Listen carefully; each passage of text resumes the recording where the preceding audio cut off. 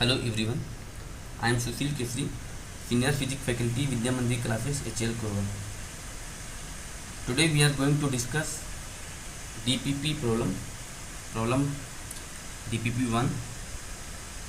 There are 10 questions in DPP 1. It is based on the topic heat and time and motion. All those students who have missed its theory classes kindly see it first. The description link of these videos are given in the description box of this video. So let's start from question number 1. So question number 1 says that a man goes 10 meter toward north, then 20 meter towards east, then displacement is. So यहाँ पे हमें 10 metre north जा रहा है एक person, then 20 meter towards east वो turn हो गया, and we have to find the displacement and options are 22.5 meter, 25 meter, 25.5 meter and 30 meter. तो यहाँ पे हम अगर देखें तो डिस्प्लेसमेंट के लिए इनिशियल और फाइनल पॉइंट के बीच का शॉर्टेस्ट डिस्टेंस होता है, शॉर्टेस्ट पाथ होता है.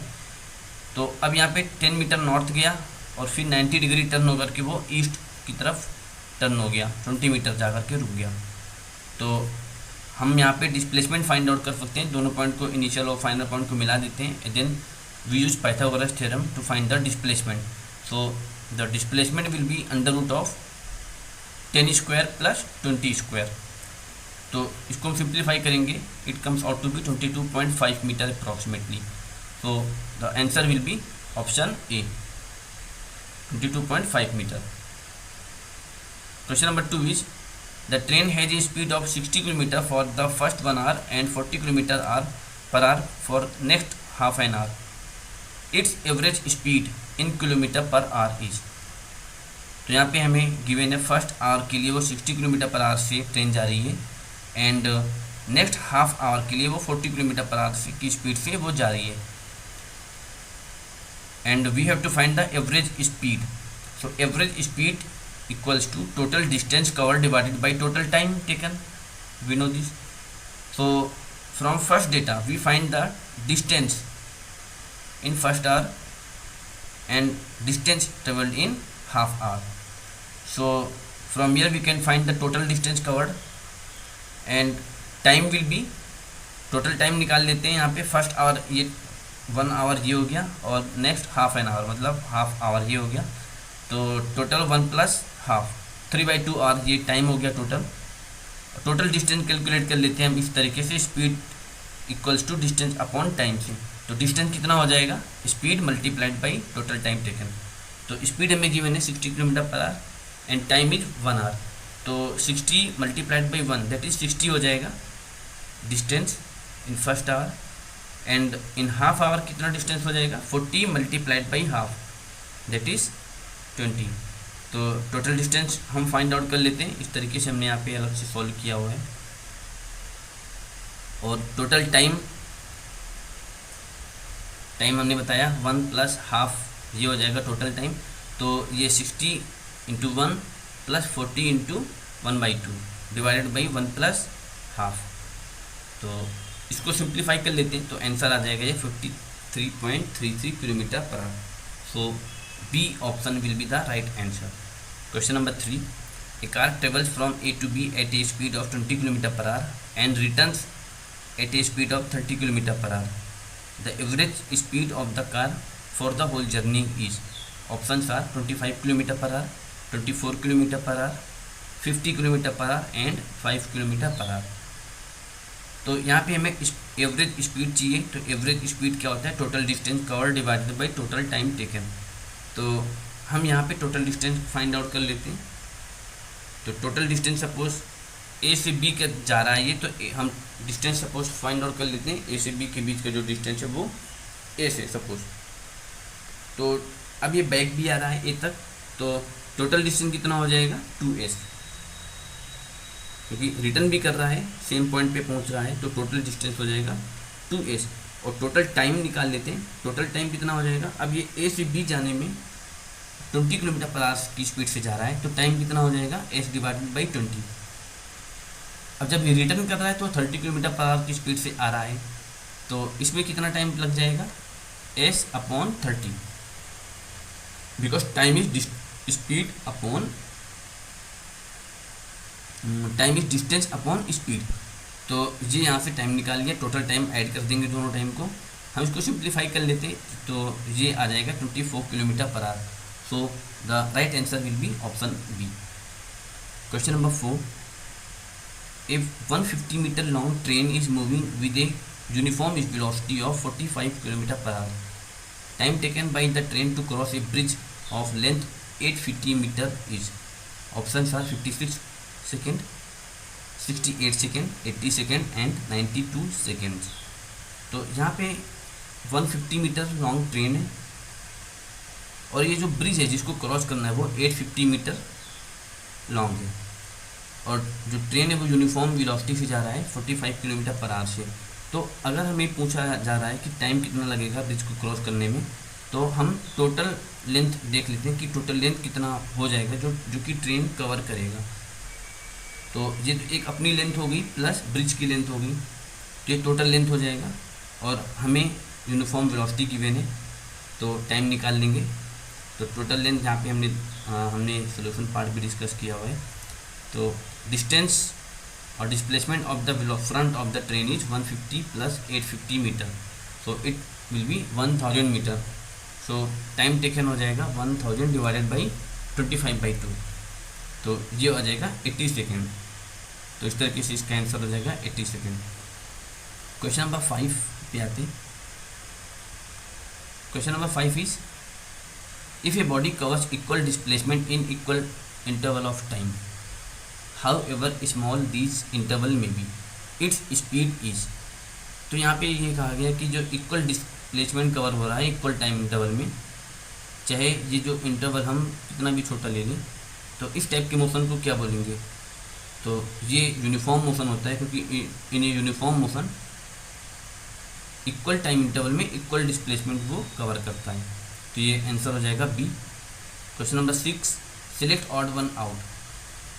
तो यहाँ पे हमें ऑड वन को, जो कि सारे ऑप्शन से डिफरेंट होगी, हमें वो को सिलेक्ट करना है और इसी को टिक करना है।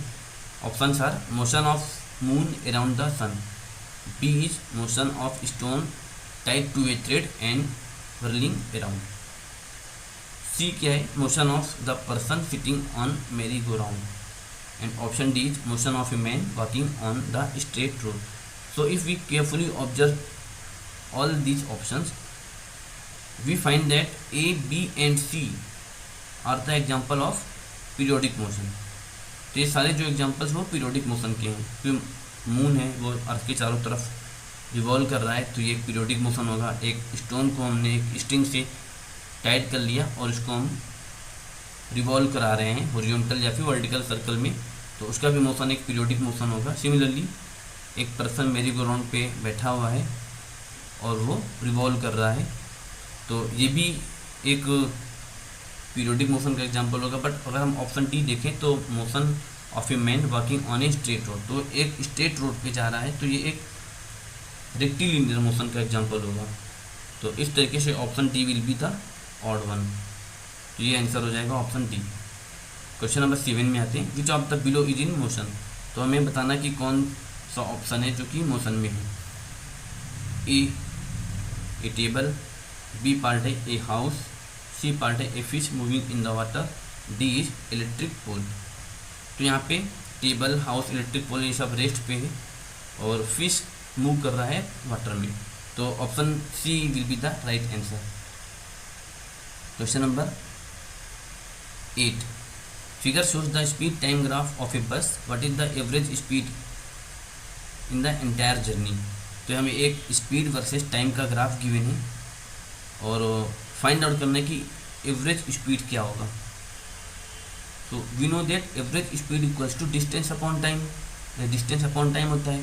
तो इंटायर जर्नी मतलब 20 मिनट का जो हमें टाइम है, इस टाइम तक कितना वो डिस्टेंस कवर कर रहा है, सॉरी एवरेज स्पीड पूछा हुआ है। तो एवरेज स्पीड के लिए हम टोटल डिस्टेंस फाइंड आउट कर लेते हैं कि total distance upon total time होता है। तो टोटल डिस्टेंस कैसे निकालेंगे स्पीड वर्सेस टाइम ग्राफ में, we know that area of the speed versus time graph gives the distance. तो यहाँ पे हम देखते हैं सब पॉजिटिव एक्सिस में, टाइम एक्सिस के एबव है तो पॉजिटिव ही लेंगे, बिलो कोई भी ग्राफ नहीं है। तो यहाँ पे हम इसका एरिया निकाल लेते हैं, ये एक ट्रायंगल है, इसका एरिया हम बड़ी इजीली फाइंड आउट कर लेंगे and it will give the distance area under curve in speed versus time graph equals to the distance travelled.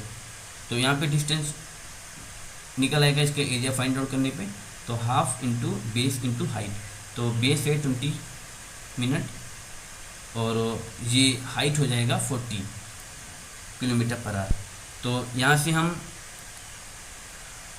Area निकाल लेंगे और टोटल टाइम हमारे पास है 20 मिनट। तो 20 मिनट ये टाइम हो गया, एरिया निकल आया और फिर दोनों को डिवाइड कर देंगे तो एवरेज स्पीड आ जाएगी। तो इस तरीके से हम ग्राफ के प्रॉब्लम को डिस्कस करते हैं। क्वेश्चन नंबर 9 पे आते हैं। On a new scale of temperature called W scale, the freezing and boiling point of the water are 390 W and 2390 W respectively. What will be the temperature on the new scale corresponding to a temperature of 390 degree Celsius on the Celsius scale? तो यहाँ पे हमें एक hypothetical एक scale दिया हुआ है W scale, जिसको नाम दिया गया है। इसका फ्रीजिंग पॉइंट है 390 W और बॉइलिंग पॉइंट है 2390 W। और इस स्केल में हमें बताना है कि 390 डिग्री सेल्सियस की क्या वैल्यू रहेगी इसके corresponding. So we know that कोई भी स्केल होगा, सपोज W स्केल ले लिया, कोई भी हाइपोथेटिकल स्केल ले लिया, तो W माइनस जो फ्रीजिंग पॉइंट और लोअर फिक्स्ड पॉइंट, तो W minus freezing point divided by boiling point minus freezing point, जो ये रेशियो होगा वो किसी भी स्केल के लिए कांस्टेंट होगा, चाहे वो अननोन हो, चाहे वो कोई नॉन स्केल हो, सेल्सियस या फ़ारेनहाइट या केल्विन, कोई भी स्केल हो। ये चीज़ हम लोगों ने थ्योरी पार्ट में डिस्कस भी किया हुआ है। तो W minus freezing point upon boiling point minus freezing point equals to constant. तो अगर हम सेल्सियस के लिए देखें तो W की जगह पे C आ जाएगा, सेल्सियस माइनस फ्रीजिंग पॉइंट। तो सेल्सियस का फ्रीजिंग पॉइंट कितना होता है 0 degree, divided by boiling point minus freezing point. तो बॉइलिंग पॉइंट सेल्सियस का कितना होता है 100, तो 100 माइनस फ्रीजिंग पॉइंट 0। तो ये हम इक्वल कर देंगे W स्केल के लिए। तो क्या हो जाएगा W माइनस 390 अपॉन 2000 हो जाएगा, दोनों के बीच का जो डिस्टेंस होगा फ्रीजिंग और बॉइलिंग पॉइंट का, तो 2000 है। This must be equal to 390 minus 0 upon 100।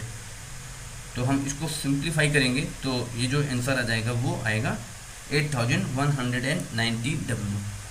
तो इस तरीके से ये आंसर हो जाएगा 8190। क्वेश्चन नंबर 10 पे आते हैं, लास्ट क्वेश्चन है। On a X scale water freezes at -1250 x and boils at 3750 x। On a y temperature scale water freezes at -700 y and boils at -300 y. Find the value of temperature on x scale equal to temperature of 500 y on y scale. तो इसी concept पर based है, thermometer पर based concept है। और ये हमने concept last question में भी डिस्कस किया है कि कोई भी अननोन स्केल होगा, सपोज वो W है, तो W minus freezing point upon boiling point minus freezing point, ये जो रेशियो होगा वो किसी भी स्केल के लिए कांस्टेंट रहेगा। तो यहाँ पे हम x और y के लिए ये लगा देते हैं, तो क्या हो जाएगा ये x माइनस, अब माइनस में 1250, क्योंकि ये हमें फ्रीजिंग पॉइंट गिवन है, डिवाइडेड बाई बॉइलिंग पॉइंट और फ्रीजिंग पॉइंट का डिफरेंस है x के लिए कितना है, ये 5000 हो जाएगा, equals to 500 plus 700 divided by 400, क्योंकि हमें वाई स्केल में रीडिंग गिवन है 500 है, माइनस करेंगे और फ्रीजिंग पॉइंट, तो फ्रीजिंग पॉइंट है -700, तो माइनस माइनस प्लस कर देगा जी, तो 500 प्लस 700 डिवाइडेड बाई 400, ये आ जाएगा वाई स्केल के लिए रेशियो। और एक्स स्केल के लिए रेशियो क्या आ जाएगा, x प्लस 1250 अपॉन 500। तो इसको हम सिंप्लीफाई करेंगे तो ये जो वैल्यू आएगी वो 13750।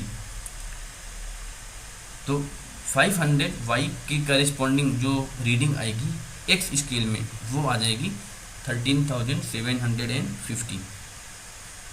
सो इस तरीके से आंसर हो जाएगा। यहाँ पे हमें ये चीज़ फाइंड आउट करना था।